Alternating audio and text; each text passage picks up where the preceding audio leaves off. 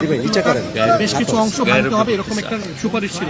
পাশাপাশি ঠিকাদাররা কবে নাগাদ হ্যান্ডওভার করবে সেটা নিয়ে একটু জটিলতা ছিল। এই বিষয়গুলো নিয়ে মাননীয় প্রধানমন্ত্রী কিছু বলেছেন কিনা? আর কাজ হচ্ছে 99.99% কাজ ইতিমধ্যে শেষ হয়েছে, কেন এটি এখনো চালু হচ্ছে না? তো আসলে কেন চালু হচ্ছে, এটাতে ইন্টারিম গভর্নমেন্টের সময় ছিল, ওই সময় প্রশ্নটা তখন করতে পারতেন।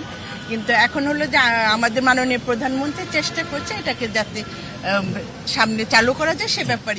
আমাদের মাননীয় মন্ত্রী প্রতিমন্ত্রী আছেন সিভিল এভিয়েশন এন্ড ট্যুরিজমের, থার্ড টার্মিনাল নিয়ে আমরা আলাপ আলোচনা করছি। এটা stock take where it is left at government, বিগত সরকার কোথায় রেখে গেছে থার্ড টার্মিনালের ইস্যুটা, কারণ এইভাবে তো লিঙ্গারিং করতে পারবে না। তো ওইটা আমরা স্টক টেক, একটা স্টক টেক মিটিং হয়েছে, দ্যাটস অ্যাবাউট ইট। এবং পরবর্তীতে মানে কি আমরা পদক্ষেপ নেই এগুলো রিভিউ করে then we will look at it. I pass it on to the minister now. কবে নাগাদ এটা তো বলা যাবে না, এটা তো এখন আজকে আলাপ আলোচনা হলো, ইনভেস্টিগেশন হবে কিভাবে এটাকে আমরা তাড়াতাড়ি করতে পারি সেটা নিয়ে কাজ চলছে। এখন নির্দিষ্ট কোনো টাইম দেওয়া যাবে না। একটা প্রবলেম ছিল সেটা হচ্ছে নেটওয়ার্ক জনিত ঝামেলা।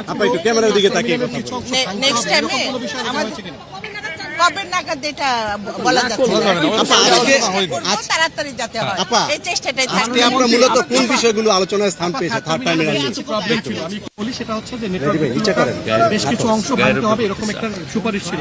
পাশাপাশি ঠিকাদাররা কবে নাগাদ হ্যান্ডওভার করবে সেটা নিয়ে একটু জটিলতা ছিল। এই বিষয়গুলো নিয়ে মাননীয় প্রধানমন্ত্রী কিছু বলেছেন কিনা? আর কাজ হচ্ছে 99.99% কাজ ইতিমধ্যে শেষ হয়েছে, কেন এটি এখনো চালু হচ্ছে না? তো আসলে কেন চালু হচ্ছে, এটাতে ইন্টারিম গভর্নমেন্টের সময় ছিল, ওই সময় প্রশ্নটা তখন করতে পারতেন।